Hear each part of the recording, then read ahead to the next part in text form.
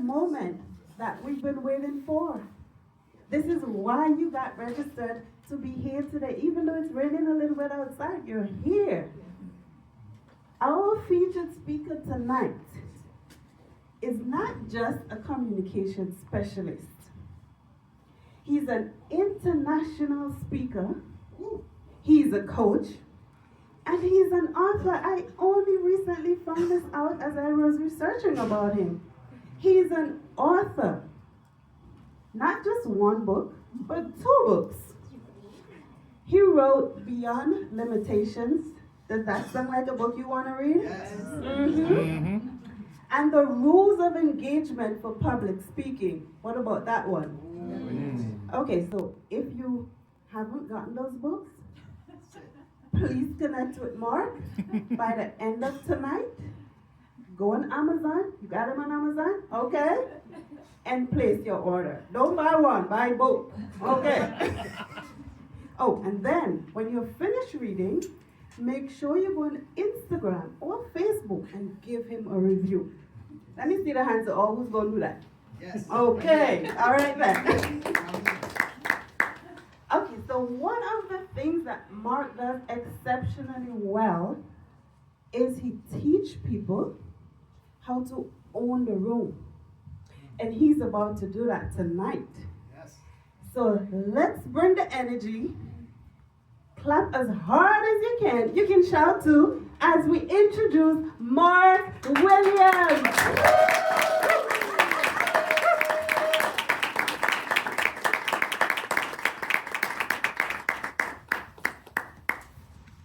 First of all, I have to put on my teacher voice. Do I need this microphone? No? You sure? Okay. I'm going to do one other teacher thing before I officially start. All right, I'm looking at the timer before I officially start.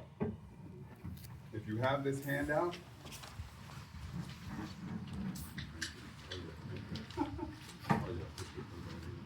if you have this handout, just page 2 where it says the 5-finger activity. Just turn to that. And then we'll come back to that. I want to start off with a simple question. And the simple question is, when it comes to networking, interviewing, elevator pitching, what name should people be calling you when they are ready to call you? I hope everybody has an opportunity tonight to share the answer to that question. And as you think about it, I want to take you back to when I was in a small room similar to this. I was there for a networking event, alone, nervous, didn't know anybody. They poured us into this small room, lights low, music high. I could barely hear the host say, everybody's going to get a chance to come up to the front of the room and for 60 seconds tell us who you are and what you do. Essentially an elevator pitch. I watched people come up to the front of the room and say some amazing things. And then my turn came. And for my 60 seconds, I rambled on for 3 minutes about nothing. It was embarrassing. And I walked out of this room with my head hung low, wishing I had never gone up there. Wishing that instead I had gone through a transformation and put in my place my alter ego. Because since that night, I have learned some amazing things about what an alter ego can do. Beyonce had Sasha Fierce. Kobe Bryant had the Black Mamba. Bruno Mars, just in case you don't know, latest news, Bandana Bruno. So if you could give your alter ego a name, what name would you choose? When it comes to networking and interviewing and elevator pitching, here's why I talk so much about the alter ego. It's not that I think that the only way for you to be successful is by becoming someone else. But it is because I think that when you can tap into a different side of you, you can bring out the best in you. And this is backed up by some psychological research. There's a psychologist by the name of Ethan Kross. He did a study that introduced the term the Batman effect. Yes, the Batman effect. The official name is self-distancing.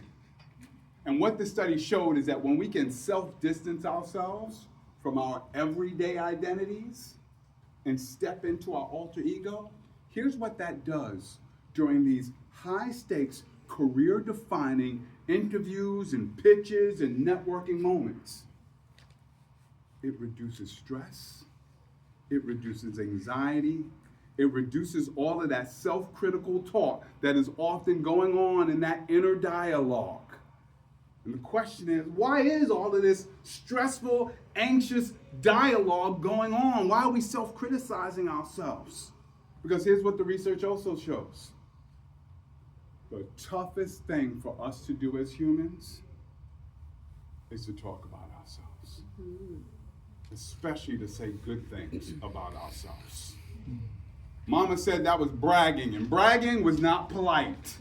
So it feels uneasy. It feels uncomfortable. It feels like, why do I have to do this, and when can I stop? But the truth is, if you want to increase your chances of getting the opportunities that you're looking for, we have to become as comfortable as possible speaking about ourselves and saying nice things about ourselves. And if at any level that it feels like a challenge for you, step out of your identity and the transformation, step into your alter ego.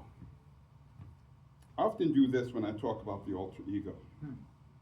That's because there's this book called Tapping the Power Within. Speaker, author, Iyanla Vanzant once said, there is a force inside of you. There is a force inside of each and every one of you. A force that is fearless, powerful, and maybe even a little ruthless. And you have every right to tap into that side of you and to use it to your advantage. And so tonight I'm inviting everybody to tap in to that force, to use your alter ego to your advantage. And as you do that, I want to give you something. It's the most powerful tool that we can use in these high-stakes, career-defining situations. The art of storytelling. Why? Because here's a little bit of narrative psychology. Narrative psychology says that in high-stakes, career-defining moments, one opportunity to make a great impression, you will come across as more persuasive and more confident. Not when you are listing off individual achievements like you're reciting your resume, but rather you will come across as more persuasive and more confident when you talk about yourself and your experiences through your stories. And so tonight I want to share with you a couple of storytelling tips that you can use in these career-defining moments so that you can come across as a persuasive and confident boss that you really are. So I'm going to ask everybody to hold up your 5 fingers and extend them like you're shaking my hand. The handshake is the most universal way of connecting with people, but I do this also because of these 5 fingers.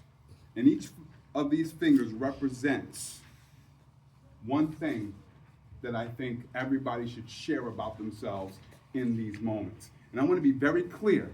I am not giving you some 60-second script, because you should not be scripting anything. What I want to give to you are 5 things you can speak about during these moments. And it all starts with, I am who helps to do or understand so that, and for example. Say that with me. I am who helps to do or understand so that, for example. All right, let's start off with I am. You already know who you are. You know your name, you know your background, you know your family, you know the work you've done. You know the answer to the questions that have just been asked a little bit earlier? You know your professional title, or at least the title that you want. You've got that down. I want to share with you 3 other things. 3 words. 3 words that you would use to describe yourself professionally. I often tell people that I work with, you can't predict the questions that may be asked of you, but you can decide what you want them to know by the time you walk out of the room. These 3 words are your roadmap and your target. These are 3 words that you want people to know about you by the time you leave the room. I always tell people 3 of my words are energetic, if you can't tell, inquisitive, and ambitious.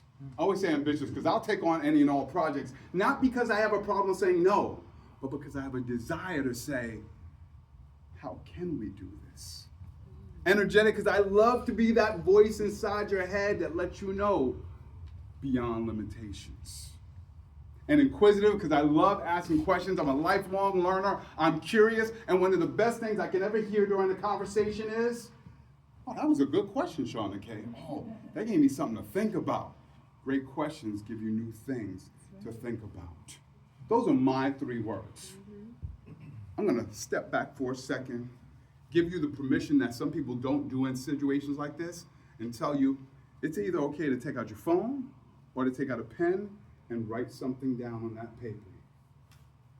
And what you're going to write down are, what are your 3 words?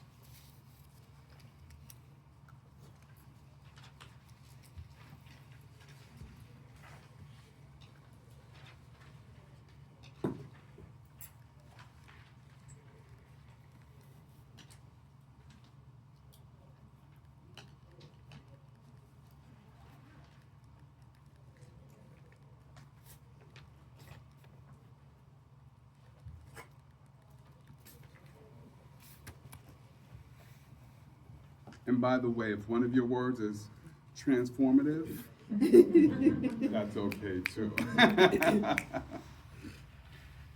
You can ultimately change some of your 3 words, or if you haven't come up with anything, or if you only come up with 2, you can always come up with some more. If this were a longer workshop like I normally do, here's what I would ask you to do. I'd ask you to find a partner and not only share the 3 words, but for each of those 3 words, to share a story about a time when you demonstrated that quality in the work that you do.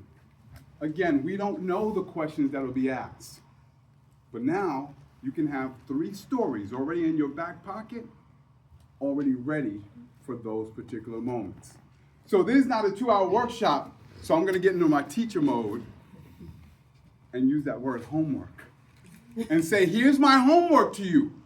After you pick your 3 words, think of 3 stories, 3 moments when you demonstrated those particular things. And have those stories ready for your next career-defining interaction with someone.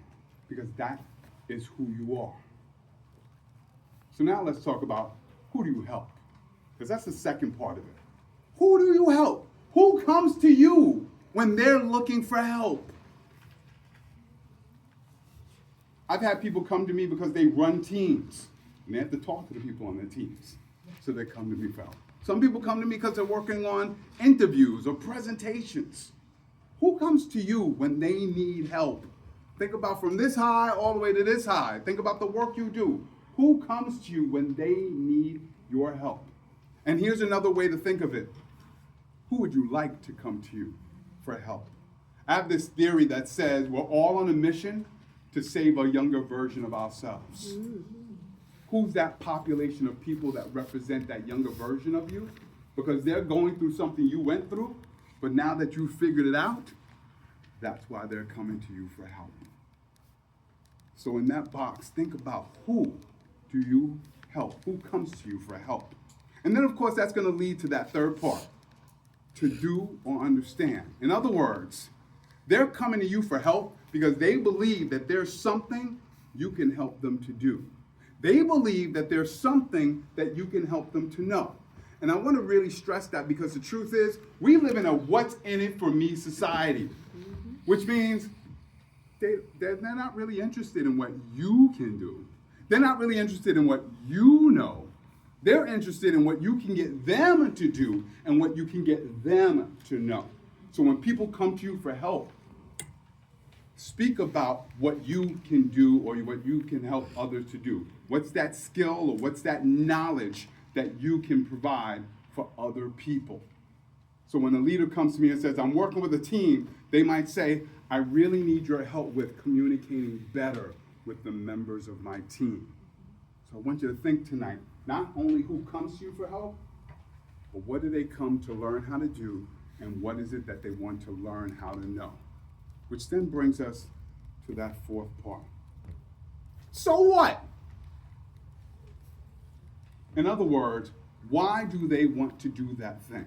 Why do they want to know that thing, and how is that measurable? For example, somebody might come to me because they're working on a presentation and they really want to make a compelling case. So what? It's because when they speak, they want to get people to buy into their idea or convert something.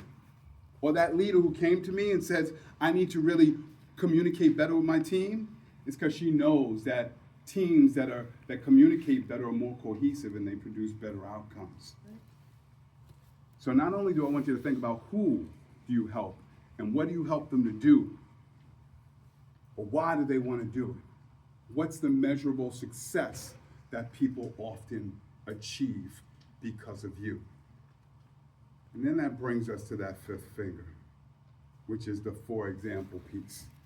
And that's my favorite piece, because if you haven't known me, I love telling stories. And this is where the storytelling really comes in.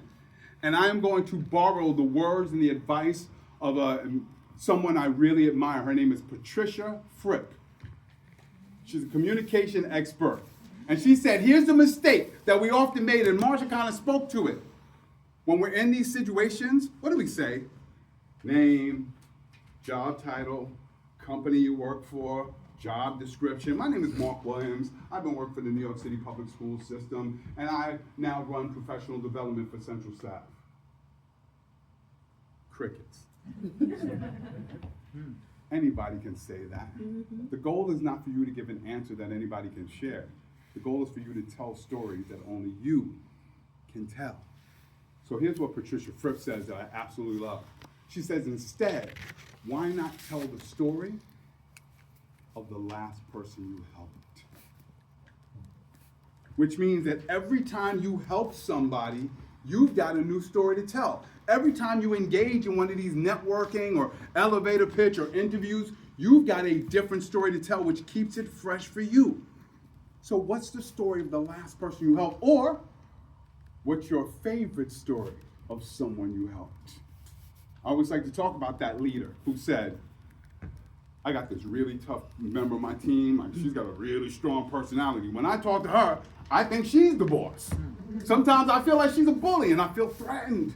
And I think she's the one who really feels threatened about her job.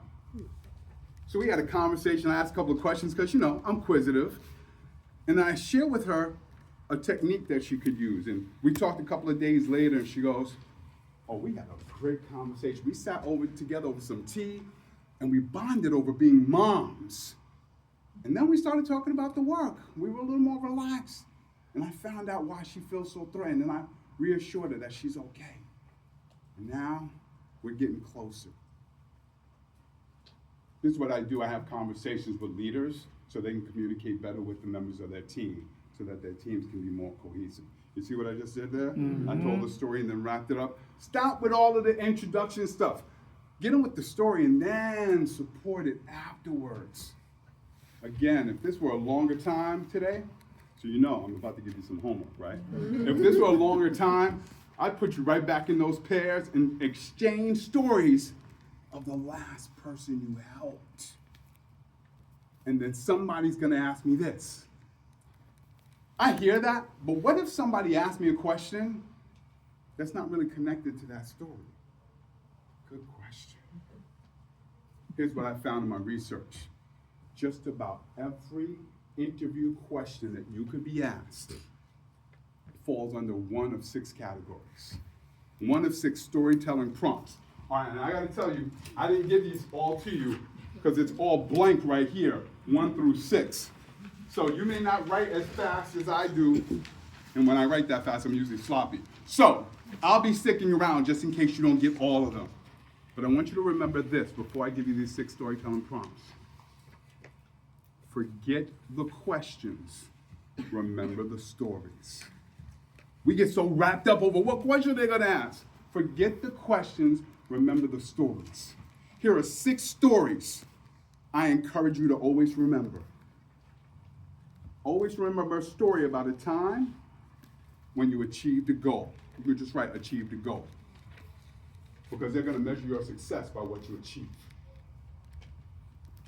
Always remember a story about a time when you solved the problem. Because that's what they're hiring you to do. Always remember a story about a time when you took the lead on something. Because people want to know about your leadership capabilities. Always remember a story about a time when you worked collaboratively with people, worked on a team, because people want to know how well you play with others. Always remember a story about a time when you learn from a mistake, because we're not flawless. We make mistakes.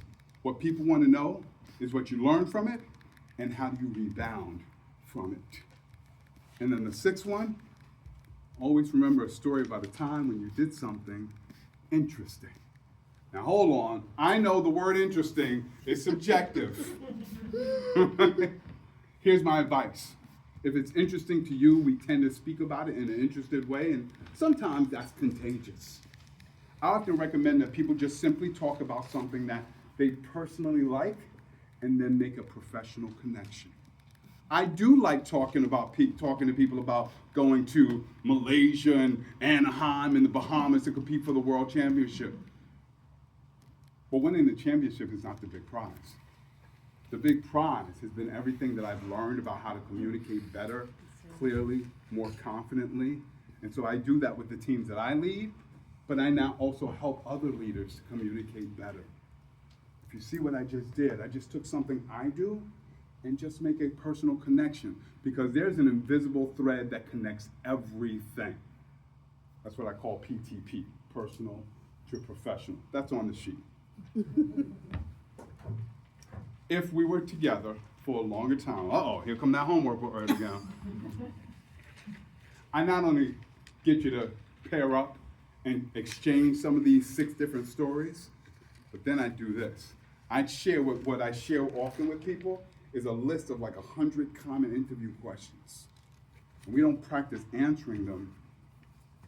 We take our 6 stories and all these questions and figure out which story you would tell for any of those questions. Because at the end of the day, just about every interview question comes down to one of those 6 categories. So then here's one final tip. People often wait until the interview, until the networking moment, until the pitch to share these stories. That's a mistake. The pressure is too high at that moment for us to think clearly. So here's what I invite everybody to do. All of these different stories, start sharing them during your everyday casual professional conversations or during your everyday casual personal conversations. Because the more you share these stories, and I'm not talking about, hey, wife, coming in the kitchen, let me practice a speech for you. She's like, yeah, no, I'm not trying to hear that, right? But I'm talking about casually integrating some of these stories in a very conversational way. Because what that does is it actually helps us to internalize things a whole lot better because it's low stakes. And because it's then internalized. Think about the stories you've told over Thanksgiving over and over and over again. You could tell them 1,000,001 times and you may switch up the words, but it's the same story. This is the same process. And when you do that during these high stakes situations, what then happens is you've said it so many different times casually that it's fluent, it's persuasive, it's confident. And so with all that said, and like I said, I'll stick around for some questions, and there's a whole bunch of things on this 4 pages.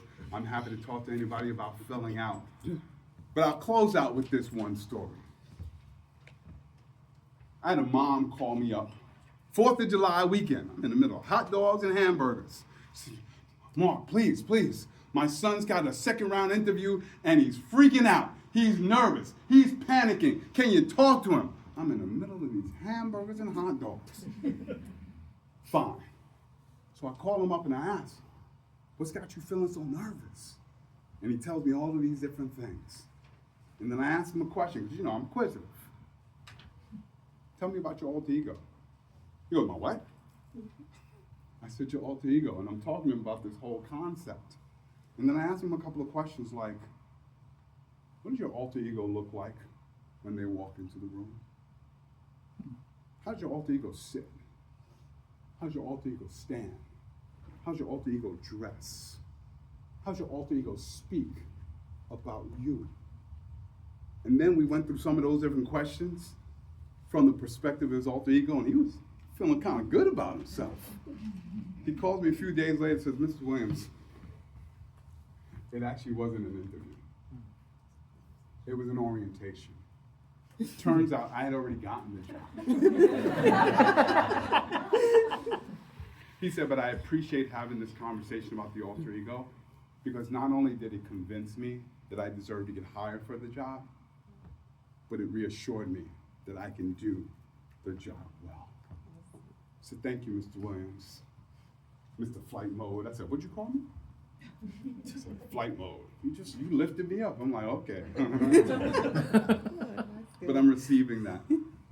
And I dish this back out at you as I leave you with this final thought.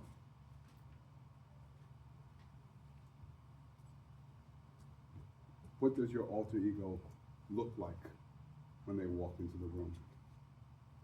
How do they sit? How do they stand? How do they dress? How do they speak about you when they are honoring you? And finally, if you could give your alter ego a name, what name should people call you when they are ready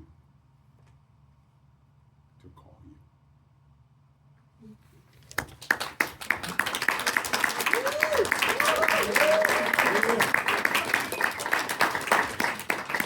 Wow. Who was inspired?